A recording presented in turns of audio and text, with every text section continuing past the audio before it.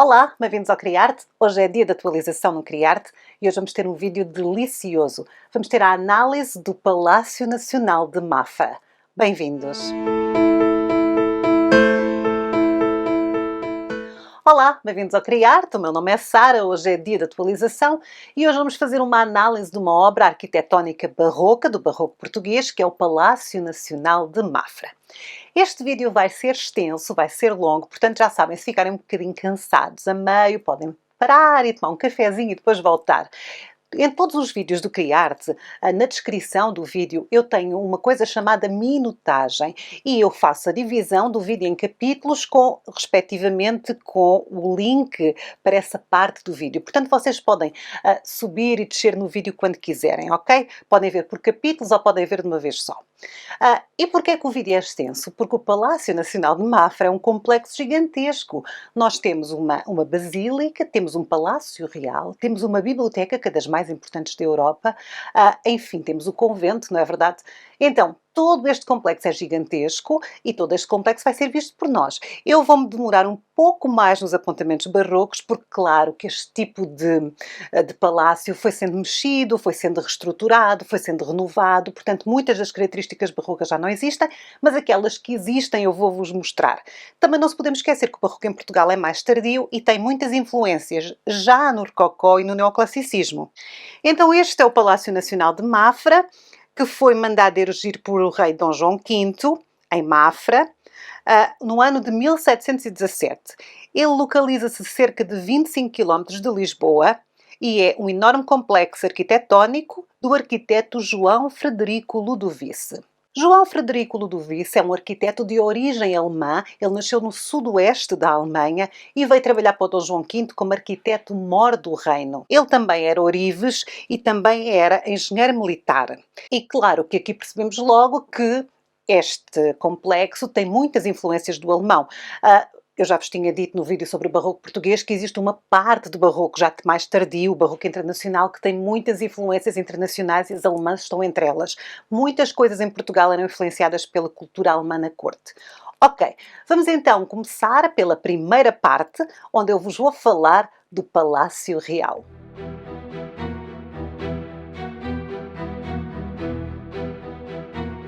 Ora, segundo a lenda, Dom João V fez uma promessa que mandaria construir um convento em Mafra quando lhe nascesse o primeiro herdeiro. E foi assim que foi aqui erigido em Mafra um convento. Mas agora, nesta primeira parte, vamos falar do Paço Real, que é o sítio onde a família realmente vive, a família real. Eles nunca viveram aqui muito tempo, Dom João V não viveu aqui há muito tempo, aliás ele faleceu muito perto da altura em que o palácio foi terminado e era um sítio onde os reis gostavam de ir caçar e passar algum tempo assim para se distrair, não é verdade? Não era a residência oficial. Toda a parte onde a corte, os nobres e o rei vivia é essa primeira parte, que é a parte nobre do edifício e ainda ocupavam os dois torreões. Ora, em 1711 nasce a primeira herdeira, o primeiro filho do rei Dom João V, que é a princesa Bárbara, e ele decide então, um ano depois, começar a fazer os planos para cumprir a sua promessa, para erigir então aqui um convento. E escolhe Mafra. Aqui já existia um antigo convento franciscano. Em 1717, o arquiteto Ludovice termina o projeto e a primeira pedra é colocada. Depois, quando nós olhamos para o edifício para a família real dividia-se em duas partes. O lado norte, onde ficava o rei. O lado sul, onde ficava a rainha.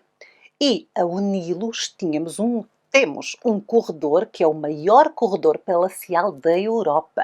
O corredor era o máximo porque era o sítio onde as senhoras iam mostrar as suas joias, os seus vestidos novos e onde os jovens iam ver as jovens a desfilar-se. Então, era um sítio para fazer conversa, para ver e ser visto. Era assim o centro da corte quando os reis estavam em Mafra. Este corredor tem cerca de 232 metros. O Palácio do Rei e da Rainha, sendo que um ficava a sul e outro ficava a norte, funcionavam separados. Cada um tinha a sua própria cozinha, os seus próprios quartos de hóspedes, os quartos para a criadagem, portanto eram completamente separados.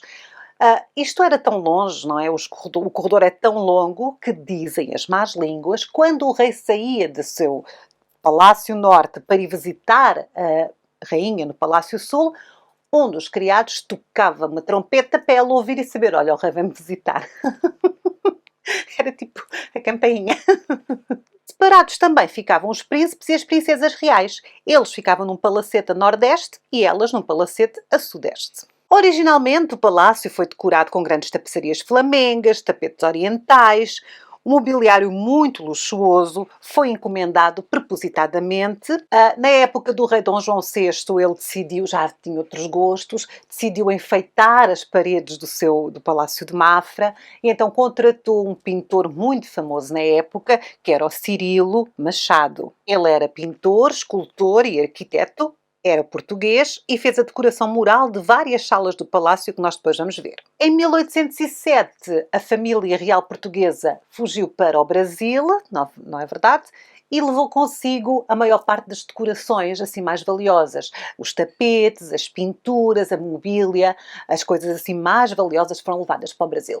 A quando da volta da família real portuguesa para Portugal, essas coisas ficaram no Brasil. Portanto, depois houve uma redecoração do Palácio Real. No reinado de Dona Maria II, o Palácio Real juntou-se, o Palácio do Rei e o Palácio da Rainha, numa ala só, que foi na ala sul, sendo que a ala norte ficou reservada então às visitas importantes que visitavam a família real. Portanto, pela primeira vez, toda a família real, o rei, a rainha, os príncipes e as princesas, moravam na mesma ala. E ainda salientamos o facto que foi exatamente no Torreão Sul que Dom Manuel II passou a última noite em Portugal, 4 para 5 de outubro de 1910, que foi a data que assinalou o final da monarquia portuguesa. Ora, nós podemos perceber que a inspiração arquitetónica deste palácio vem dos grandes edifícios urbanos do Barroco internacional, em especial do Barroco italiano. Este palácio é construído em pedra liós, da região de Mafra. O edifício ocupa 4 hectares e tem 1.200 divisões, 4.700 portas e janelas, 156 escadas e 29 pátios. O palácio foi construído simetricamente a partir de um eixo central ocupado pela basílica e continua longitudinalmente pela fachada principal até às 2 torres. Uma curiosidade muito interessante para quem gostar de saber mais acerca da construção do palácio é que este é o convento, o complexo, Palácio Nacional de Mafra e Convento de Mafra, é o convento descrito no Memorial do Convento, que é esse livro do Saramago. Portanto, há várias referências à construção do convento no Memorial do Convento, que é exatamente acerca da construção do convento de Mafra. O personagem principal, o Baltazar, nasceu em Mafra e volta e testemunha a fase inicial da construção do palácio. Nós temos até a personagem Baltazar, que era de Mafra, foi para Lisboa e voltou a Mafra e acompanha o início da construção do convento e até nos conta aquela odisseia de uma pedra gigante que tinha que ser levada pelos trabalhadores da pedreira até à construção do convento e que era denominada por eles como pagar os pecados, porque era uma tortura, era um inferno. Pronto, vamos agora olhar para as salas mais importantes deste palácio, aquelas salas que são mais barrocas na sua essência. Esta é a Sala de Diana. O nome vem da pintura do teto que representa Diana, a deusa da caça, acompanhada de ninfas e sátiros. Esta obra é da autoria de Cirilo Machado, em 1796, e a sua inspiração vem do quadro de Domenichino, Caçada de Diana, que estava nas Galerias Borghese em Roma. É uma obra em trompe-l'œil típica do barroco. Esta é a Sala do Trono. Esta sala destinava-se às audiências reais. A pintura do teto representa uma alegoria à Lusitânia, também de Cirilo Machado. Nas paredes encontramos frescos, onde estão representadas as 8 virtudes reais da autoria de Domingos Sequeira. Esta é a Sala das Descobertas. Aqui temos uma pintura no teto da autoria de Cirilo Machado, com a representação dos feitos portugueses, como por exemplo o Vasco da Gama vencendo o Adamastor, o Pedro Álvares Cabral a chegar ao Brasil e também algumas representações de Colombo e do infante Dom Henrique, entre outros. Esta é a Sala dos Destinos. Aqui no teto temos a obra de Cirilo Machado, O Templo do Destino. Ao centro temos a Providência a entregar a Dom Afonso Henriques, o primeiro rei de Portugal, o livro dos destinos da pátria. Ao redor temos todos os monarcas portugueses até Dom João VI. Este é o Oratório Sul. Esta era a capela privada destinada à rainha. A pintura de Cirilo Machado representa São João Batista, São Carlos Borromeu e Santo António prostrados diante da Santíssima Trindade pedindo descendência para o trono de Portugal. Claro que existem muito mais salas. Existe a sala dos jogos, a sala da caça, enfim, várias salas destinadas ao rei, destinadas à rainha e destinadas também às visitas. Isto tudo ligado por este corredor imenso, o maior corredor palacial da Europa. E pronto. Eu vou deixar claro que na descrição o link para o Palácio Real de Mafra, para vocês, se tiverem curiosidade, irem ver mais a fundo outras salas, as escadas, enfim, tudo o que lá está. Esta foi a primeira parte do vídeo acerca do Palácio Real. A seguir, vamos para outra parte.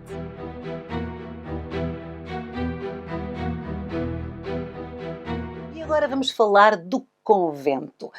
É muito conhecido o Palácio Real, o convento e a biblioteca são as três coisas mais conhecidas do Palácio de Mafra. E o convento está em condições extraordinárias, ou seja, é o único sítio na Europa onde vocês podem ver as coisas realmente no sítio para as quais elas foram destinadas. Por exemplo, temos uma enfermaria dentro do convento, porque isto era um convento que tomava conta dos doentes, e temos todos os instrumentos que eram usados para fazer a medicina, para fazer os remédios, não é? Para tratar dos doentes, tudo ali como era na altura. Este palácio, este convento, esta basílica e esta biblioteca nunca foram saqueados, nem foram destruídos, ao contrário de muitos outros palácios desta altura, que foram um pouco descaracterizados, as bibliotecas foram desmanteladas. Aqui não. Porquê? Porque quando foi o final das ordens religiosas, este convento deixou de ter frades, mas continuou a estar impecável porque também fazia parte de um palácio real. Quando a monarquia caiu em desgraça, não foi saqueado. Porquê? Porque aqui também funciona um quartel militar. Portanto, este complexo arquitetónico esteve sempre protegido. E agora é uma delícia visitá-lo, não é verdade? Porque está tudo como era antes. É fantástico. Vamos então falar do convento. Inicialmente o convento destinava-se apenas a 13 frades, portanto era uma coisa pequena, os frades da Ordem de São Francisco. Mas foi sofrendo alterações e acabou por ser construído um edifício com cerca de 40 mil metros quadrados, com residências para 300 frades.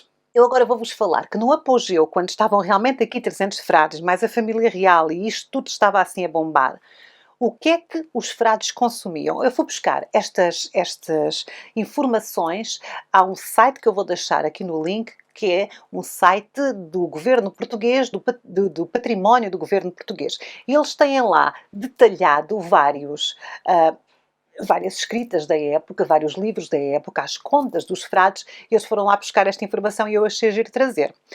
Então, quando o convento estava a pleno vapor, consumia-se no convento por ano 120 pipas de vinho, 70 pipas de azeite, 10 toneladas de arroz e 600 vacas por ano.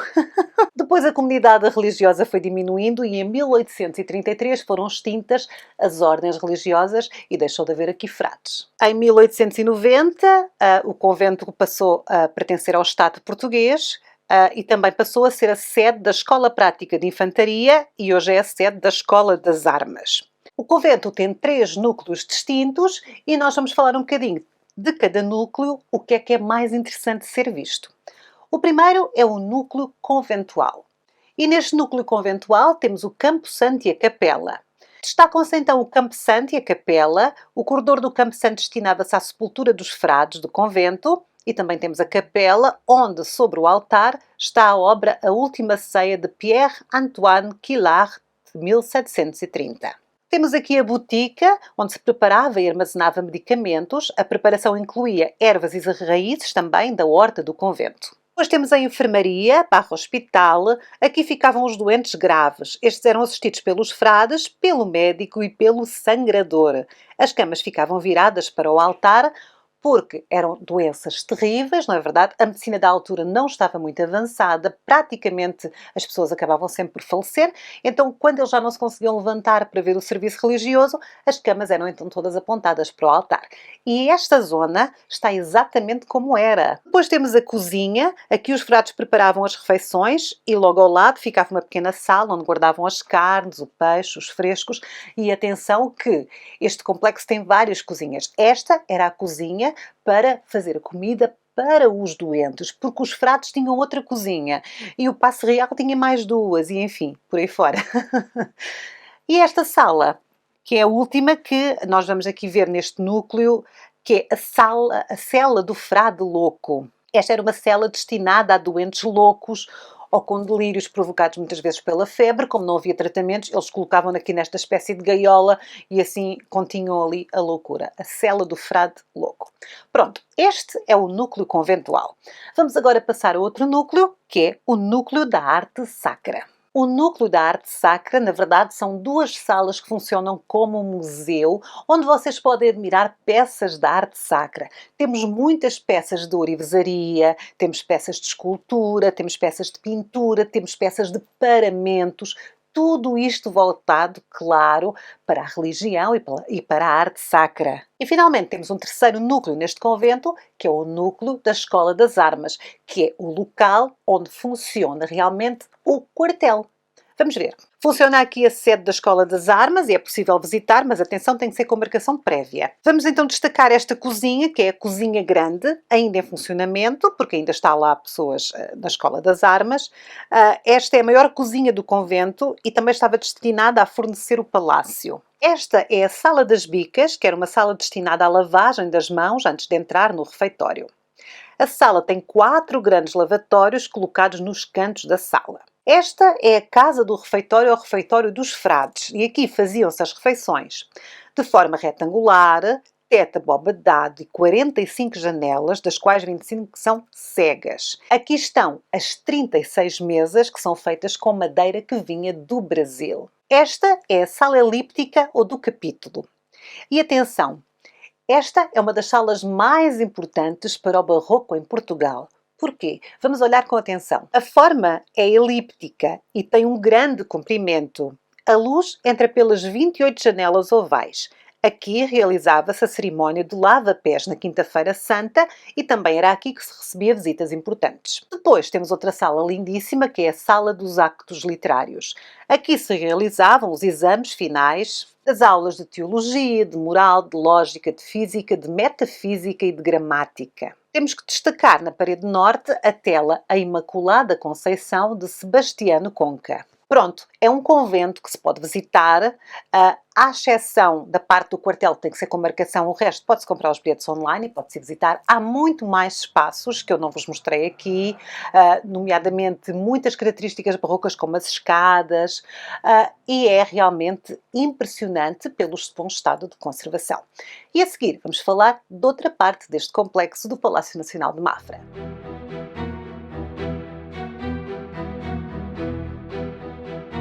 Agora falar acerca da Basílica. A Basílica é a parte central do edifício. Quando nós estamos de frente para esse edifício enorme, aquela parte central mais decorada, mais trabalhada, mais barroca é a fachada da Basílica. Temos aqui uma fachada muito bonita, ladeada pelas torres chineiras. É claramente inspirada naquele barroco italiano que nós costumamos ver aqui no nosso canal. A Basílica tem planta de cruz latina, tem a primeira cúpula construída em Portugal e é lindíssima, olhem só para isto, muito bonita, muito barroco italiano, não é verdade? Temos aqui no complexo de Mafra várias influências, sendo a mais presente a alemã, não é? Naquelas fachadas mais clean, e depois temos também esta presença da inspiração italiana, porque é barroco, não é verdade? Todo o barroco se inspira um bocadinho nos italianos. A Basílica é adornada por 58 estátuas de vulto, 3 medalhões e um grande crucifixo com anjos em adoração. Na Capela Mor encontra-se a Virgem, o Menino e Santo António, uma tela de Francesco Trevisani. Alessandro Giusti é a autoria dos retábulos das duas capelas do cruzeiro, a Sagrada Família do lado sul e o Santíssimo Sacramento do lado norte. E agora vou-vos mostrar então, tal como no palácio e tal como no convento, alguns destaques dentro da Basília. E o primeiro é este. Vamos falar dos órgãos. Os órgãos da Basílica de Mafra são muitíssimos famosos. Quer dizer, são famosos os órgãos da Basílica de Mafra e são mais famosos ainda os carrilhões de Mafra, mas nós vamos falar nisso lá mais para o final do vídeo. Vamos então ver os órgãos. Este projeto organístico da Basílica de Mafra foi concebido de raiz e integra um conjunto de 6 órgãos. Estes órgãos são importantes porque eles funcionam como uma orquestra. Eles são projetados para tocar peças complexas de música como se fossem toda uma orquestra. Portanto, eles tocam sempre em conjunto. Foi o Dom João VI quem encomendou os atuais 6 órgãos. Os originais estavam muito desgastados pelo uso.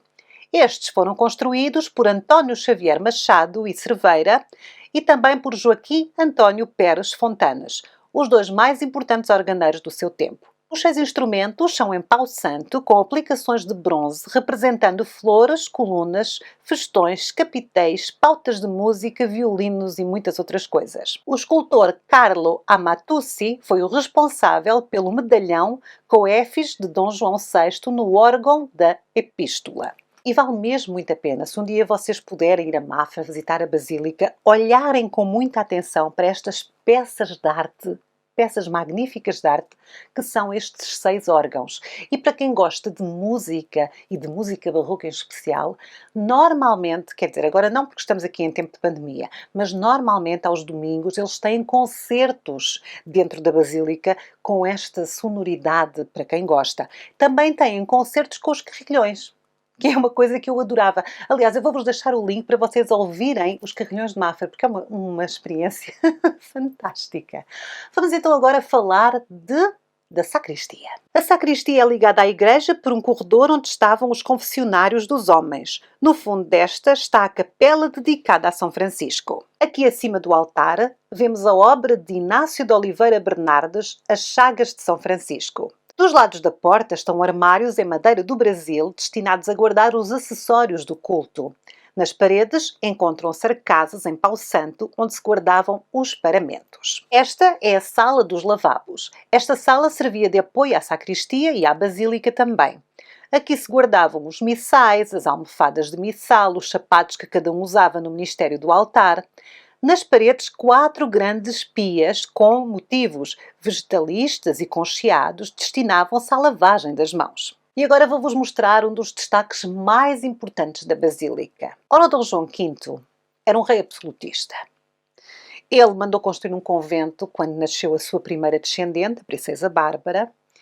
Ele era um rei absolutista, era um rei que tinha um império, porque tinha colónias nas Áfricas, na Ásia e também nas Américas, e ele começou a receber muito ouro, muitos diamantes, muitas especiarias, muitas matérias-primas que vinham dessas suas colónias. E o que ele queria, acima de tudo, era legitimar o seu poder e o seu esplendor.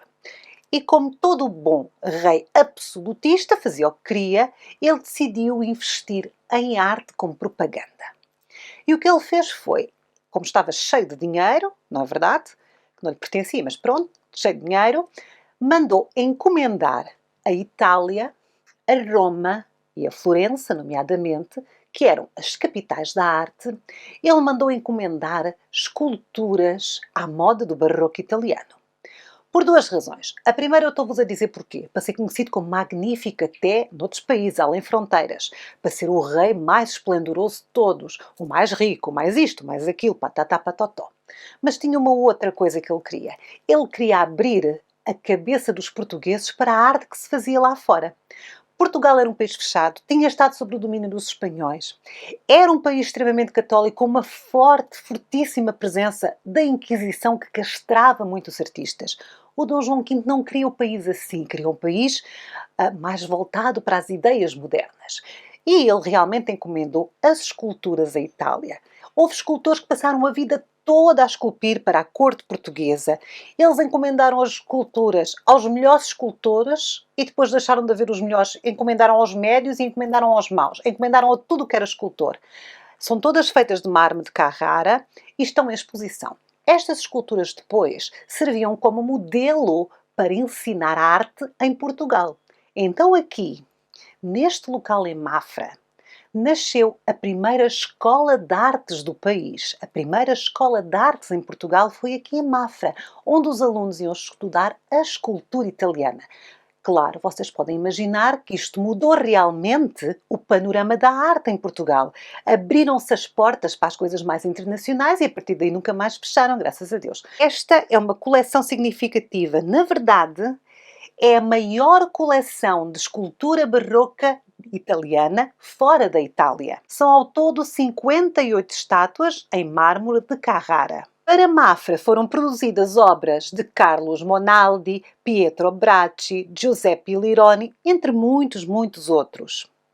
Aqui também estão disponíveis para ver a coleção de modelos de terracota que eram enviados de Roma para a aprovação real antes da execução final das mesmas. E lembram-se no início do vídeo que eu tinha-vos dito que Mafra foi um sítio sempre muito protegido. Estas obras em terracota são das poucas que existem, porque todas as outras obras também tinham esta aprovação prévia, não é verdade? Mas foram destruídas porque são extremamente frágeis. E aqui em Mafra continuam ali intactas, perfeitas e muito fáceis de serem vistas. Basta vocês comprarem o bilhete e irem lá ver. Estão disponíveis para os nossos olhos. Eu acho giro compararmos aquela que foi mandada em terracota para a aprovação real e depois a versão final, magnífica em mármore. Eu vou-vos confessar que eu nunca estive aqui. Eu nunca fui a Mafra. Eu estou a falar como se lá tivesse ido, porque eu fiz um curso de imersão. Quando eu decidi falar sobre o Palácio Nacional de Mafra, fui em busca de fontes fidedignas e eu vou deixar links para tudo o que eu li, todos os trabalhos. Continuo a receber, porque entretanto inscrevi-me em alguns repositórios de universidades, eles continuam a mandar trabalhos. Eles têm uma televisão, um canal de YouTube especial que é o Mafra TV, onde têm várias entrevistas com os curadores de várias partes do palácio. Eu vi entrevistas sobre os... Eu até sei como se afinavam os carrilhões. Eu sei tudo sobre as ratazanas albinas que vivem lá, que dizem, porque nunca ninguém viu, que vivem lá nos subterrâneos. Porque eu vi a entrevista com o responsável pelos subterrâneos. Eu vi tudo. E digo-vos que eu fiquei fascinada e eu fiquei a pensar, mas como é que eu nunca fui aqui? Portanto, já está na minha lista. Quando acabar assim a pandemia, lá vou eu para Mafra e vou adorar, claro. E especialmente vou gostar bastante de ver esta escultura, que eu gosto bastante de escultura, adoro barroco e temos aqui disponíveis em Portugal 58 das melhores peças escultóricas do barroco, não é verdade? Portanto, realmente temos que lá ir, temos que visitar. Ok, agora vamos passar para a próxima parte do nosso vídeo, que vai ser a última em que falamos da biblioteca.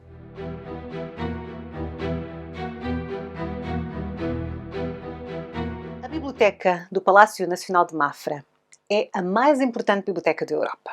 Ok, eu não estou a dizer isso só porque sou portuguesa. Existem bibliotecas com maior acervo, existem bibliotecas com maior beleza, mas este conjunto de acervo e beleza assim reunidos, temos esta.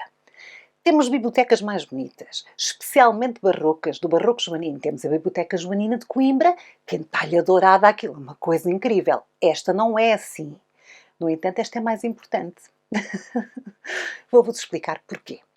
Situada no quarto piso da ala nascente do complexo, esta biblioteca ocupa a mais vasta e mais nobre de todas as salas. E isto, meus amigos, já diz muito sobre quem a mandou fazer. O Dom João V era um amante das artes. Ele, para além da escultura italiana e para além da arquitetura e tudo isso, ele era uma pessoa muito culta. Esta biblioteca não é das mais antigas. Existem bibliotecas monásticas muito mais antigas. Mas como o resto estava cheio de dinheiro, ele mandou emissários para todos os sítios onde se imprimiam livros com o intuito de comprar só o bom, o melhor e o mais raro. Então nós temos aqui 36 mil volumes de acervo e temos entre estas 36 mil obras coisas extraordinárias que só se conseguem encontrar aqui. Vou-vos dizer que a biblioteca não está aberta ao público em geral. Ela está aberta, sim, para investigadores, para estudantes. Enfim, vocês podem entrar no site e verificar quais são as pessoas que podem ir ao museu ou qual é a documentação que vocês têm que entregar para ir à biblioteca. Ok? Isto porquê? Por causa da conservação dos livros. São verdadeiros tesouros, não é verdade? E nós sabemos que têm que ser cuidados como tal. Esta sala é em forma de cruz, com 85 metros de comprimento e 9 metros e meio de largura. O pavimento é de pedra liós, de várias cores, e no centro tem uma abóbada apoiada sobre 4 arcos. Aqui temos esculpido um rosto humano representando o Sol. Estes 36 mil volumes abrangem obras que vão do século XV ao século XIX e também têm manuscritos ainda mais antigos. Em destaque, um livro precioso e raro que é os livros de horas iluminadas do século XV e também partituras raras de músicos portugueses como João de Sousa, Carvalho, Baldi, entre outros. A biblioteca foi toda organizada pelo Frei João de Santa Ana, seguindo as regras das 4 ordens. Em relação ao acervo, o acesso é livre e gratuito para investigadores, historiadores, estudantes nacionais ou estrangeiros, basta fazer marcação prévia e seguir então as tais orientações. Uma das coisas que temos que salientar quando se fala da Biblioteca de Mafra é o elevado número de livros raros e uma coleção de livros proibidos pelo Index. Estes estão na Biblioteca de Mafra sob especial autorização do Papa através da bula de Bento XIV em 1745. Existem aqui verdadeiras preciosidades, tesouros. Existem aqui, por exemplo, as primeiras edições dos livros proibidos de Gil Vicente. Tem aqui também um Alcorão que estava na posse de Lutero e que ele fez muitas anotações, portanto, ele escrevia na margem do livro aquilo que estava a ler, o que é que achava, também era um livro proibido. Ou seja, eles têm aqui realmente uma quantidade de livros inacreditáveis e também têm lá exposto, e acho que podemos aceder na internet, a bula papal que permite então a esta biblioteca ter estes livros, porque eles são proibidos. Ou eram. Para além disso, tem estas partituras musicais, tem coisas muito antigas, é realmente muito interessante. Eu não vos disse no início, é que é assim, combinar a beleza com este acervo é realmente uma coisa fantástica. E depois, até existe um cuidado cromático. Vocês estão a ver aqui as imagens, a biblioteca é muito ampla, muito bonita, muito iluminada e reparem no tom dos livros. Eles foram escolhidos pelo seu valor cultural, mas também com aspectos estéticos em mente, não é verdade? Tudo isto faz com que esta seja uma das bibliotecas mais bonitas e mais importantes da Europa.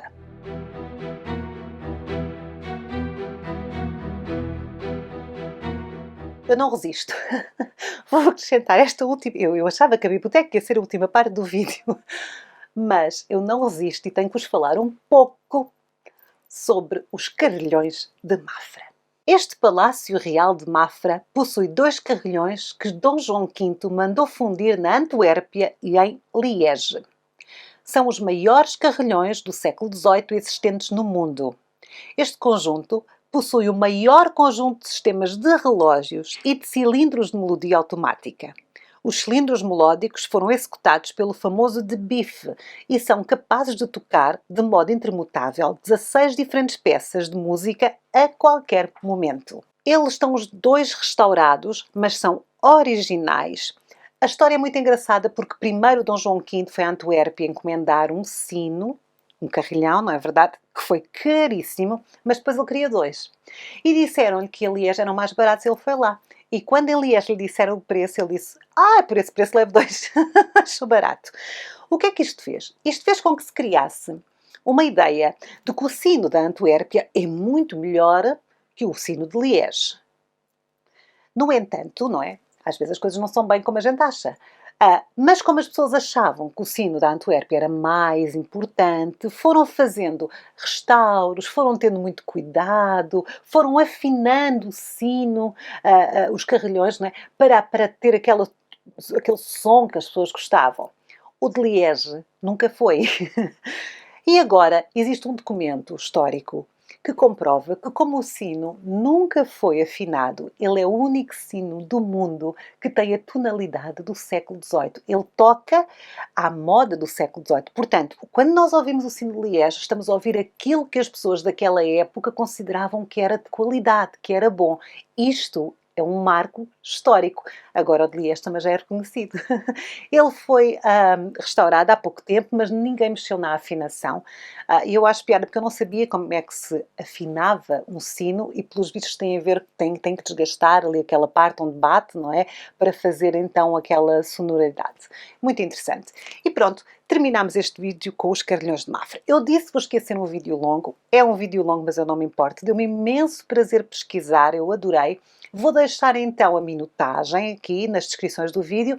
Vou deixar também os artigos todos que eu li, os links para todos e mais algum lado, para entrevistas, para tudo e tudo e tudo.